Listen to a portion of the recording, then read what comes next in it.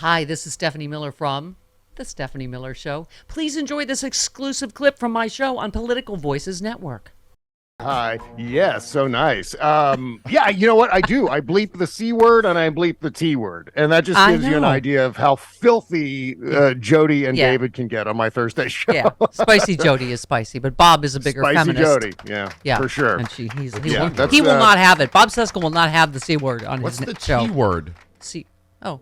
You said he For bleeps the boobies? C word? The T word? Well, it's the T word is the synonym for the C word. We can put it that way. Oh, okay. Yeah. Okay. It's a very popular. It rhymes with what Darth Vader and Hard of Hearing Darth Vader yells. Oh, Yeah. what?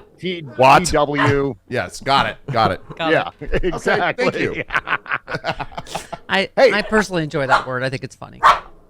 Clyde, I got to talk please. about Joe Uncle Biden Bob for is a talking. second. Yes, go ahead. Yeah. I think there are a lot of people out there who are concerned about Joe Biden's age as he embarks on his reelection campaign. And I just got to remind those people that it was Joe Biden 2 months ago who completely outflanked the entire Republican Congress, the entire Republican caucus on live national television in prime time regarding Social Security. That's never been done before. Yeah. So anyone talking about, oh, well, he's old and he's got cognitive issues or anything like that, that is absolute BS. Yeah. Watch his speech yesterday. You're like, where's the decrepit old guy? He was on it. Yeah. I mean, every time I see him, he's, seems sharp. Exactly. Well, I mean, a couple of things here. First of all, running with the backdrop of the White House is always a positive thing. Incumbent president, there's no other Democrat better positioned to win the White House in 2024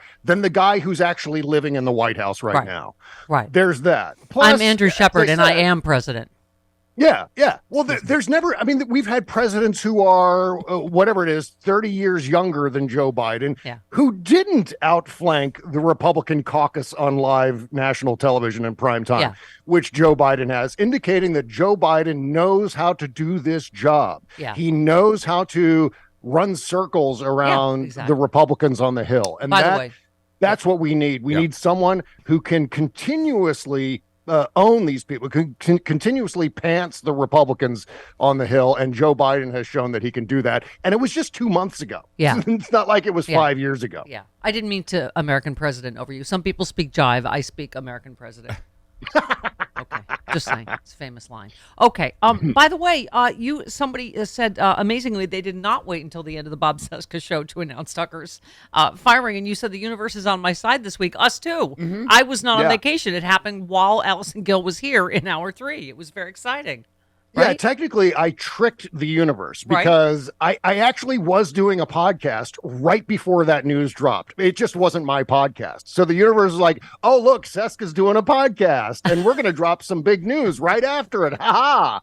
And it turns out, ha ha, to you, universe. It wasn't my show. It was another show. It was a show called Friends from Work with Rick Shue and Freakbase. And we were talking about comic book movies. Yeah, so yes, I can't wait to listen, because you tweeted, here's my eulogy for Tucker Carlson. By eulogy, I mean relentless trolling, which I can't wait to listen to your show. Yeah. Oh, So, your initial thoughts when you heard this.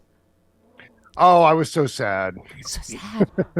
It's such a shame. Yeah, I called for sending Tucker Carlson pictures of luggage and black roses. I think that might be a pro. Since he's got to move out of his office, why not help him out by sending him some luggage? It couldn't happen to a better person, right? Yeah. I mean, the guy's proven duplicitous. He says one thing off the air, says another thing on the air. And that, I think, indicates the centerpiece, other than, the bigotry and white supremacy.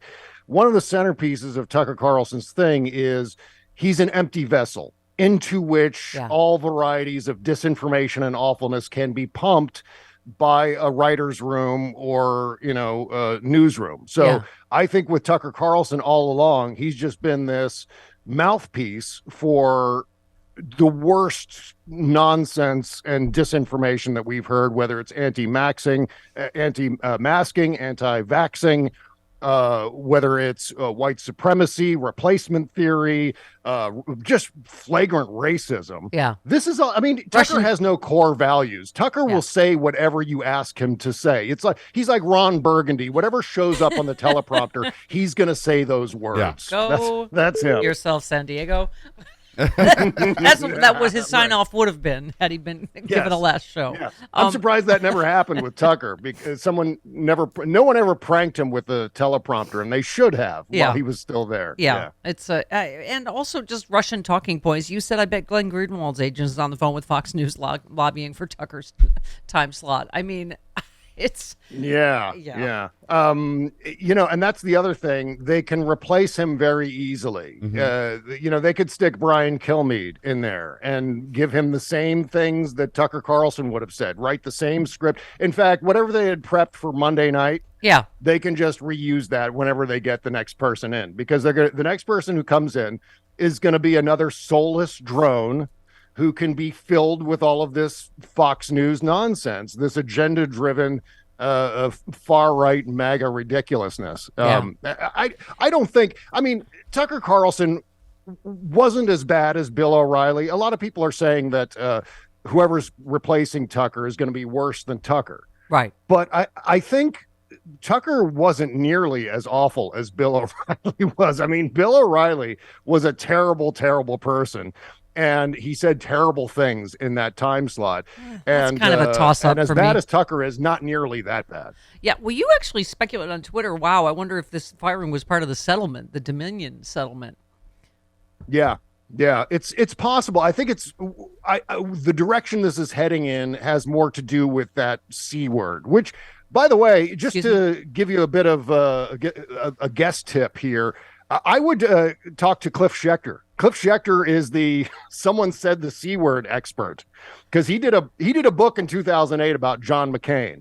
Yeah. And the big breaking news from Cliff Schecter's book about John McCain was that he called his wife the C word. Oh, wow. And so it was so much fun that whole election year, seeing Cliff Schecter on all the news shows promoting his book and talking about how John McCain called his wife the C word. Wow. He's the guy. He's your man for the C word conversation. All right. We will, the C as in Cliff. We will have the C word on again very soon.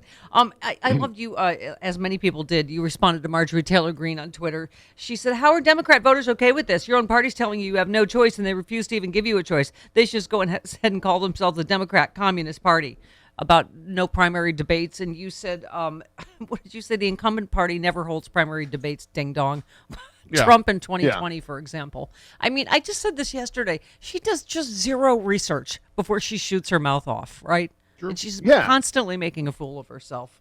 Well, I mean, this doesn't even require research. There's never debates. There's never primary debates when there's an incumbent president running for re-election. Donald Trump in 2020, as I wrote in that tweet. So this is one of those things where I'm not sure what she's doing. Either she's just a phenomenal idiot, which is the Occam's razor solution to all of this, or she's deliberately doing this to extend her social media reach. Because I don't know if that's actually Marjorie Taylor Greene posting that stuff. Like with Donald Trump, a lot of times it was Dan Scavino. There may be some other person doing Marjorie Taylor Greene's tweets for her and saying all of these ridiculous things that have no bearing in reality. Yeah. Well, by the way, speaking of, Trump now is saying he's not going to debate. Yeah.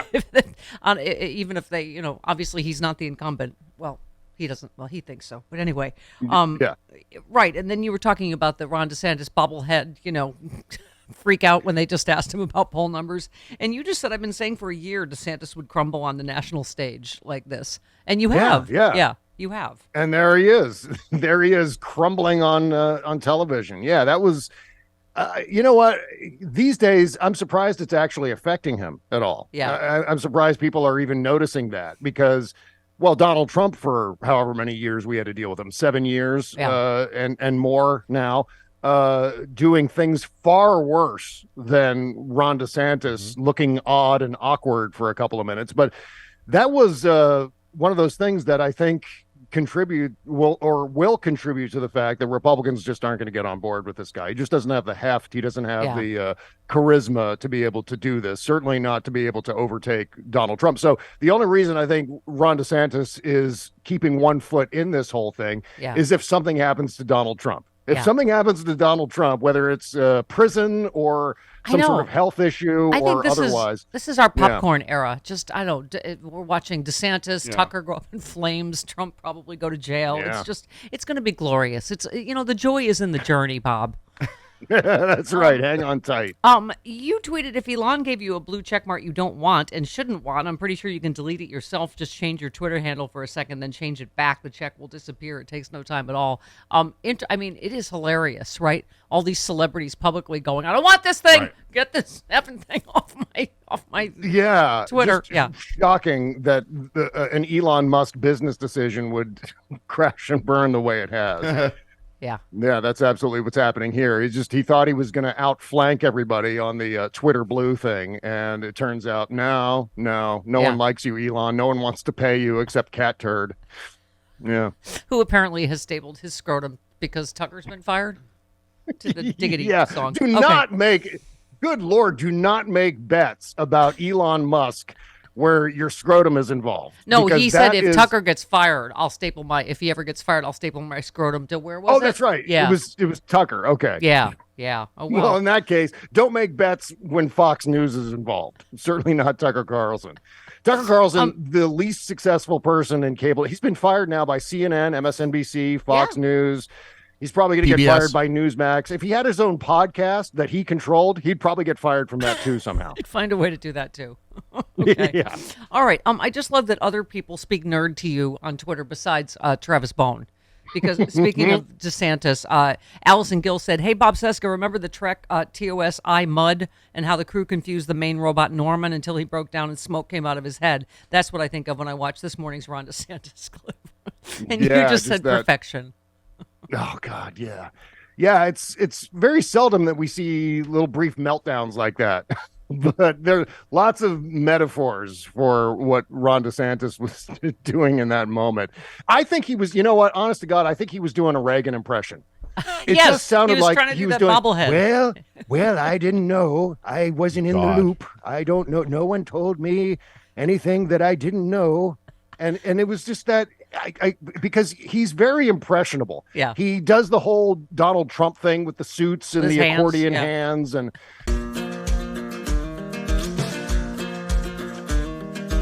Republicans say they won't cut Social Security, Medicare, or Medicaid. But can honest, hard-working middle-class Americans really believe what these politicians say? Republicans said they wouldn't overturn Roe v. Wade. Here's what Supreme Court Justices Gorsuch, Kavanaugh, and Coney Barrett said during their Senate confirmation hearings. Roe v. Wade, it is a precedent of the United States Supreme Court. A good judge will consider it as precedent of the United States Supreme Court. Roe v. Wade. It's settled as a precedent of the Supreme Court. Roe is not a super precedent, but that doesn't mean that Roe should be overruled. Well, we saw how that turned out. They played us for fools. Tell your elected officials to keep their hands off of our Social Security and health care benefits.